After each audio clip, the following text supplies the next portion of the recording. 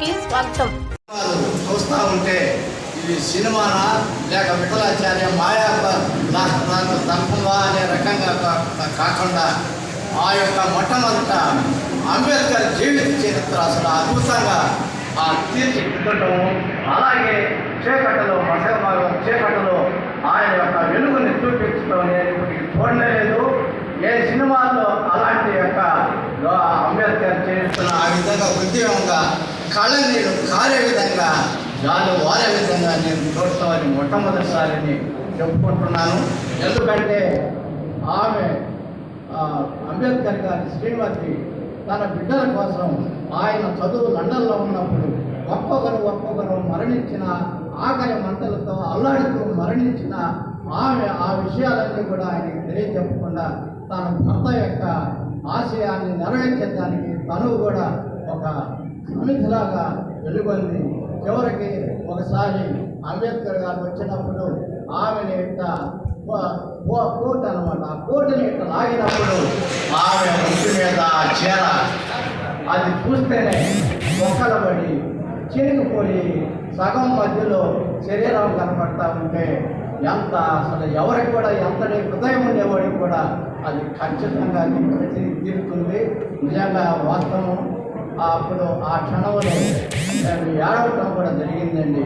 అటువంటి కార్యక్రమం తర్వాత జ్యోతిరావు పూలే కానీ అంబేద్కర్ చరిత్ర కానీ అద్భుత రీతిలో అసలు ఎంతమంది వస్తారా రారా లేకపోతే ఏందమ్మా ఏడ అనే ఆలోచనలో ఉన్నప్పుడు అందరం కూడా పట్టకుండానే ఆ టౌన్ హాల్ నిండిపోవడం చాలా ఆశ్చర్యం కలిగించింది. అలాగే స్వచ్ఛందంగా వారు రావటం అనేది విజయ్ కుమార్ యొక్క కీర్తి ప్రతిష్టలు, అలాగే ఆయన యొక్క స్మారకాన్ని ఆ విధంగా వెలుగుచ్చారు. ఈ కార్యక్రమాన్ని అద్భుతంగా అలాంటి వాళ్ళు వీళ్ళు మనవాళ్ళు చైతన్య అంటే జన చైతన్య వేదిక ద్వారా నిర్వహించడం చాలా అద్భుతమైన కార్యక్రమం. వాళ్ళకి మనసారా శిరస్సు వంచి నా అభినందనలు తెలియజేసుకుంటున్నాను. తర్వాత చివరిగా 2 మాటలు. నా ఏజ్ 80కి రాబోతుంది.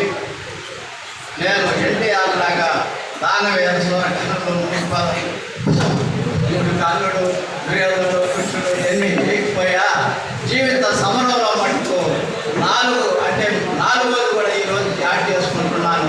మొదటిది గుర్రం జాషువా, ప్రజా గ్రంథాలయానికి వర్కింగ్ ప్రెసిడెంట్ని, స్టేట్ గవర్నమెంట్ పెన్షనర్స్ అసోసియేషన్ జిల్లా వైస్ ప్రెసిడెంట్ని, భారత్ సేవా ఫౌండేషన్ సెక్రటరీని.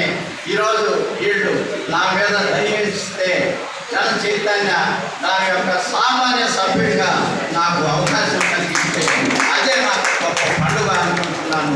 నా జీవిత చరిత్రలో అంతా కూడా కష్టాలే, అయినా కూడా వాటిల్లోని ఆనందాన్ని నిర్మించాము. ఒకప్పుడు రైస్ మిల్లులో బాల కార్మికులుగా పనిచేసిన సంఘటనలు కూడా ఉన్నాయి.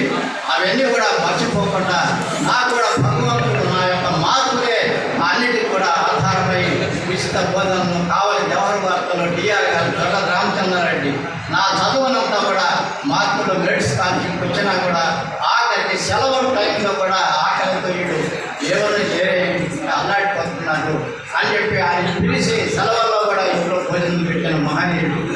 అటువంటి సమయాల్లో ఆకలితో ఎవరు కూడా అల్లాడుతున్నా కూడా నాకు ఇంకా తగ్గిపోయినట్టు ఉంటుంది. ఇప్పుడు అన్న చారిటబుల్ ట్రస్ట్కి ఇప్పటికి 25వ నెల ప్రతి నెల నా పెన్షన్లో 5,000 రూపాయలు ఆ చారిటబుల్ ట్రస్ట్కి నేను పంపిస్తున్నాను. నాకు వచ్చే పెన్షన్లే ఇప్పుడు 25 నెల మొట్టమొదటిసారి గవర్నర్ గారు అపాయింట్మెంట్ తీసుకొని నజీరు ఆయన ద్వారా మొట్టమొదటి ఇవ్వడం జరిగింది.